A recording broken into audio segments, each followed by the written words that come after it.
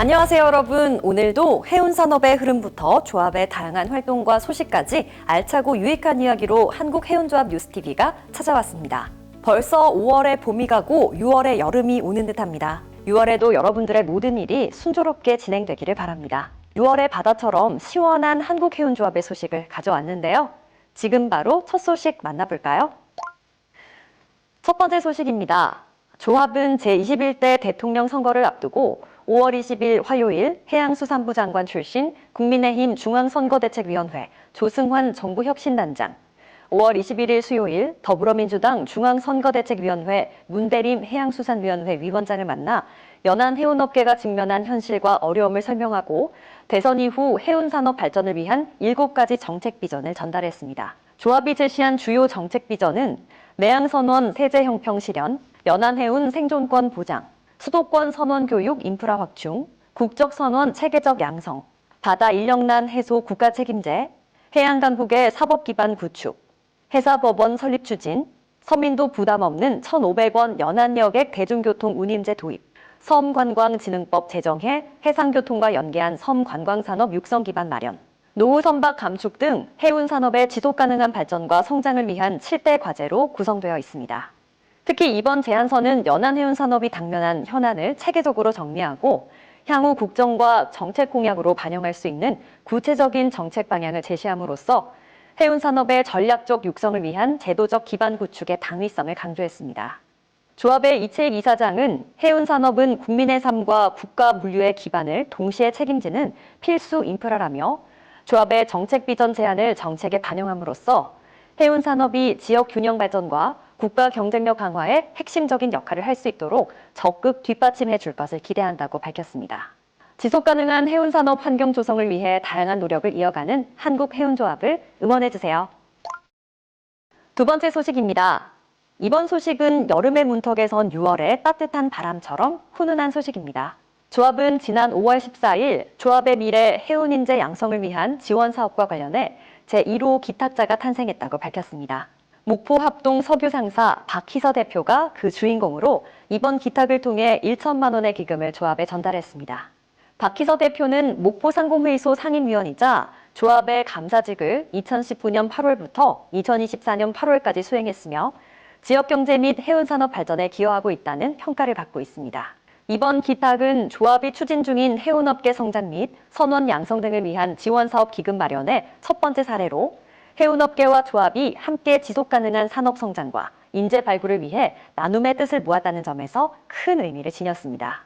기탁식에 참여한 박 대표는 해운산업에 오랜 기간 몸담아온 사람으로서 젊은 세대가 더 나은 환경에서 꿈을 펼칠 수 있도록 돕는 것이 우리의 책무라고 생각한다며 이번 기탁이 해운가족과 선원들의 꿈을 키우는데 작지만 큰 도움이 되기를 바란다고 밝혔습니다. 한국해운조합의 참 훈훈한 소식이었습니다. 앞으로도 더 나은 환경에서 꿈을 펼칠 수 있도록 노력하는 모든 분들을 응원합니다. 세 번째 소식입니다. 조합은 지난 5월 26일 해양사고 대응 역량 강화를 위해 일본의 대표적 해양 군안 전문 기업인 니폰 셀비지의 카주이토 세키네 사장을 조합에 초청해 특강을 개최했습니다. 니폰 셀비지는 130년 이상의 역사와 경험을 바탕으로 선박 구조와 해양오염 방제, 식물선 인양 등 다양한 해양군안 분야에서 세계적인 경험과 기술력을 보유한 글로벌 해난 구조 업체로서 2023년 이집트 수에즈 운하에서 좌초된 초대형 컨테이너선 군안 작업 등 국제적 해양 구조 및 군안 작업에 참여한 바가 있습니다. 조합과는 오랜 기간 상호협력 관계를 유지해왔으며 특히 2023년에는 일본 항로 운항 선박이 증가하는 추세에 맞춰 해상사고 발생 시 신속 정확한 클레임 서비스를 제공하고 상호 발전을 도모하기 위한 교류를 확대한다는 내용을 골자로 업무 협약을 체결했습니다. 조합은 이번 특강을 통해 국내 해양사고 대응 체계의 선진화와 국제협력의 중요성을 재확인했으며 앞으로도 해양안전 역량을 지속적으로 강화하겠다고 밝혔습니다. 네 번째 소식입니다.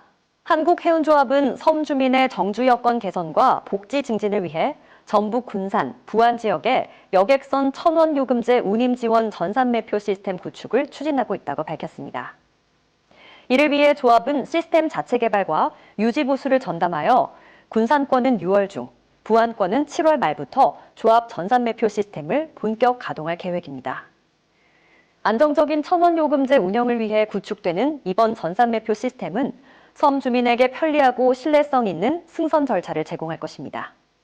아울러 조합은 2021년 전남 관할내 섬, 2022년 제주와 추자도, 2024년 경남 관할내 섬들의 동일한 천원요금제 운임 지원 시스템을 차례로 구축 운영해왔으며 이번 군산 부안 사업으로 섬 지역 복지 향상 노력이 한층 강화됩니다.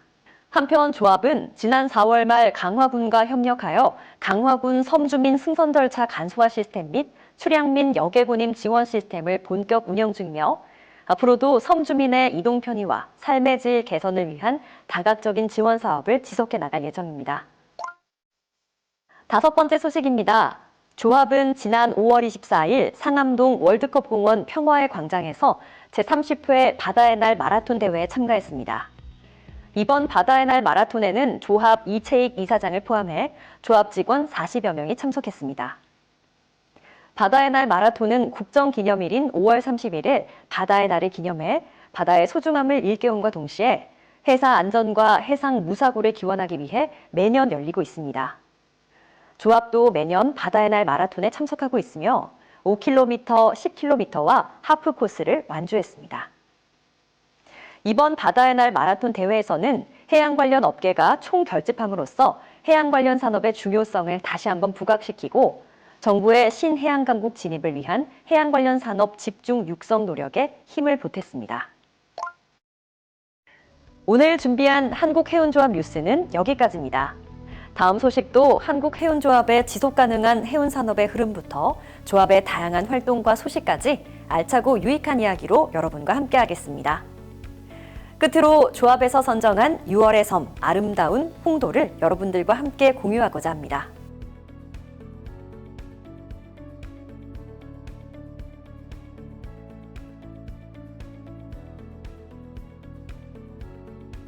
지금까지 한국해운조합 뉴스였습니다. 감사합니다.